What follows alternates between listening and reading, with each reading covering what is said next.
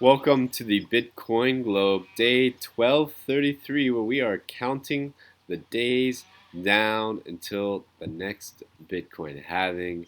And finally, we have something negative, but I don't know how actually it's negative as far as the price goes, but it's probably more of a positive thing. I've secretly been hoping the price would go down a bit, but more closer to the end of the month so that I could try to get some pay. I think I'm going to have some of my benefits in it, hopefully.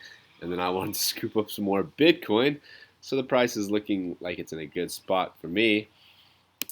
Yeah, so that's my confession there. Is I kind of been hoping the price would go down a bit just for selfish reasons. Obviously I'd prefer to see it go up, but the positive is that I'm going to be able to hopefully scoop up some more Bitcoin at the end of the month because that's what I would like to do is to have some more Bitcoin. Who wouldn't like to have more Bitcoin? For those that don't know, I guess Huboy and I think it's OKCoin were locked down by the PBOC, which is like Chinese regulators, and who knows what's going on there.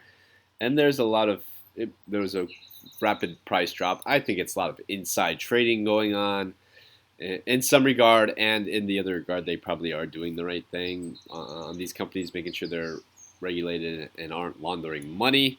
But I think it's mostly market manipulation so that they can make money on the shorts and then scoop up more Bitcoin themselves. I mean, that makes sense.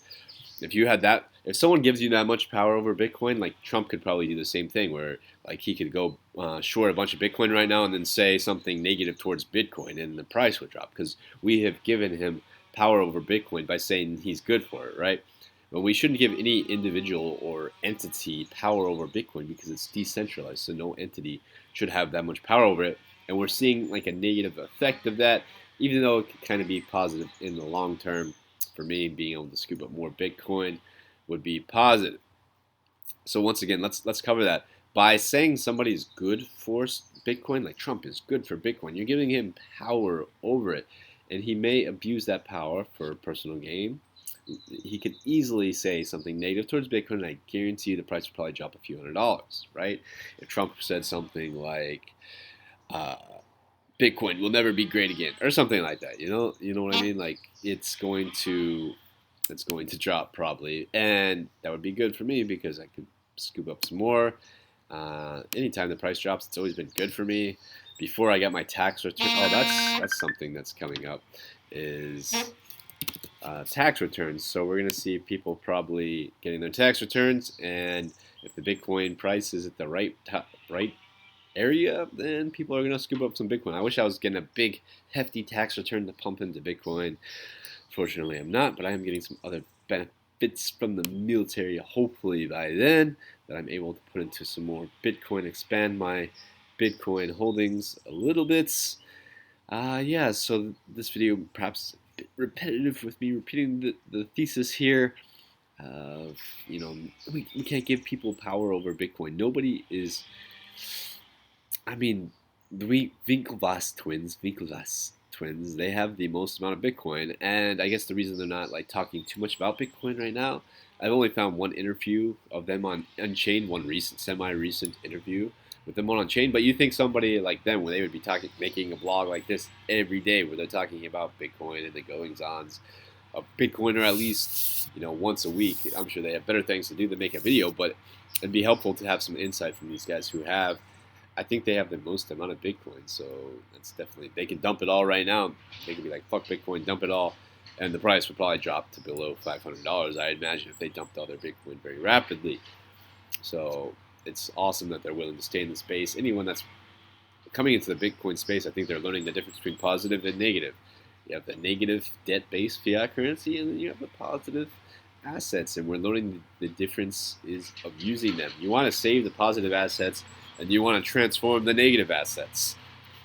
I haven't had a chance to check out much more news than that. That's the big elephant in the room, is that once again, don't keep your Bitcoin on big exchanges because they are central points of failure. Look, if you had your Bitcoin and Bitfinex, Mt. Gox, now Huboy, hopefully their Bitcoin's not confiscated unless they're doing something illegal with it. But They probably wouldn't be. It's probably just the government probably going to confiscate some of that Bitcoin. But who knows? Maybe the government is transforming too, and the government's going to start doing the will of the people instead of controlling the people.